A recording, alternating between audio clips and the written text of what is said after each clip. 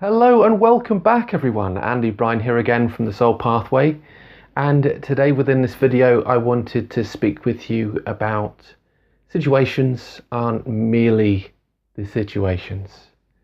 Now let me explain that, because often we have events that happen in our lives that can seem like they come out of the blue, like they come out of nowhere, as if you didn't expect them at all. And it can create an immediate shift and a change. And often people can be uncomfortable with certain situations and choices that you choose to make in your life. But when you look at these situations, you come to realize that the situations aren't merely the situations. There's often a culmination of events and experiences that have happened much prior to the situation occurring in your life. Now let me explain that, because I think this is a really important subject to speak about, really, because let's say, for example, you've experienced abuse, neglect, and you haven't been treated fairly in your life. And what happens is often you can be triggered. And in those moments, you can act out of your wounds, which can be incredibly hurtful. And it can be, very challenging at times, not only for yourself, but also for others around you. Now, when you act out of these wounds, what you're doing is you're acting out of past experiences that are being brought up in this present moment, which I've actually spoken about before. But it causes us to make decisions that maybe aren't truly in alignment with who we are or congruent with who we are. But when we make these decisions, what we're actually doing is healing ourselves, looking at self-healing and self-worth. Because when those experiences arise, we act out of those wounds and out of that shadow. It's causing us to reflect upon what it is that has come up within us in order to bring about that situation, so that we can heal, we can reintegrate, we can start to love ourselves. And there are different experiences here that we can reflect upon, where we can look at the situations aren't merely the situations that we're going through. And what I want you to do is think about some of the experiences that you've gone through in your life, where you have been in many ways mistreated, or even, not seen in a good light, let's say. And so you have been reflected upon poorly, and people mistreat you because of it. And as you reflect upon that, you'll start to realize that there aren't only just one experience. There can be an accumulation of experiences that lead you up to making decisions that are in alignment with who you are as an individual, that serve you from a place of self-love and self-worth. These situations, can be challenging at times, because not only can they be uncomfortable for you for making these decisions, but also those people around you can be uncomfortable with the choices that you make. But what I want to share with you is that these choices are made for you.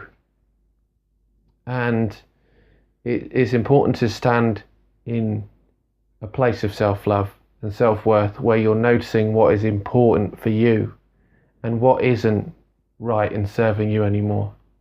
Because as you step into that place, you open yourself up to opportunities where people can treat you with love, care and attention that you need. And some people can say, oh, well, people are often too emotional in life.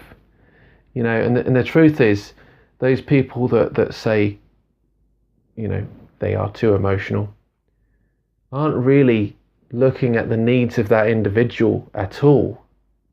Because what they're not noticing is what's caused them to be this way, what's caused them to act out of this emotion. Because again, these experiences can culminate from the past, and you make decisions that are true and right for you. Often they can be very, very challenging at times. I'll share with you a story, because for me this is very, very much relates back to, thinking about yourself as an individual and also thinking about others, because often we can put the needs of others before ourselves. And I think that's something many of us do if we're very much empaths, because we think about the pain and discomfort that someone else is going through, so that we try and relate to them and we give them all the love, care and attention, but we forget to give ourselves the attention we desire and need in our own lives as well. Now, I've attended many courses over the years with regards to, psychology, hypnotherapy, neurolinguistic programming, so many different courses. But there was one course that made me reflect upon myself like I hadn't done before, really. And it was an NLP sales course where I learned how to build rapport and generate sales in my business. But what I came to realise was that I'd taken what's known as the Harrison assessment, and it's a really great assessment to understanding ourselves. And many people use it as a personality profile assessment, in work actually. But what I came to realise with that assessment is the polarities that we have within ourselves. And the one that shone out for me was others, the need to care for others, and then to care for myself. And the scales were heavily tipped to others. So much so that I was neglecting my own needs, my own self. So over the past few years of reflecting upon that, I came to realise what it is that I need to do in order to love and care for myself, and think about putting my needs first. Not that I'm not loving and caring for others, but in order to love others, I come to realise we need to really truly love ourselves. And that can be, again, challenging. So when we've got that scales, or the scales there for me, like caring heavily for others and not so much for myself, I needed to rebalance it. Bringing it into balance and harmony, so that I could really do the best I can for myself and others in my life as well. So I want you to think about how you can reflect upon this yourself, because there is so much that we go through in our lives. There are many situations that can cause us pain and hurt, and often what we need to do is reflect upon where that has come from, because that can often come from that past wound that has been resurfaced to heal.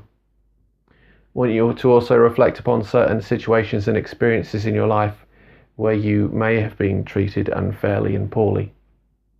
And if you reflect upon them and they happen on a consistent basis, think about what you need to do in order to shift and change that. Because as you begin to do that, you begin to step into a place of power and a place of self-love and self-worth. And this is where you need to step up and say, I'm going to choose to make decisions that are right for me now. It may make other people feel uncomfortable at times, but at least you're taking care of yourself and loving and appreciating yourself in the moment. Now, I hope you found that to be useful, and you've come to realise that the situations aren't merely the situations. Thank you for listening. If you have any questions or comments, please leave them below this video. And I look forward to hearing, some of the situations and experiences that you have come across in your life, and the difficult, situations that have arisen from it. Because we all go through it. We all have to come together to love and appreciate each other in order to come into a place of unity consciousness where we're all loving and honouring one another. If you would like any personal support on your spiritual journey and soul pathway, you can check out my website, which is www.awakenyoursoulpathway.com. And you can reach out to me personally at andy@awakenyoursoulpathway.com. And with that, thank you again for listening, and I'll speak to you again soon. Bye for now.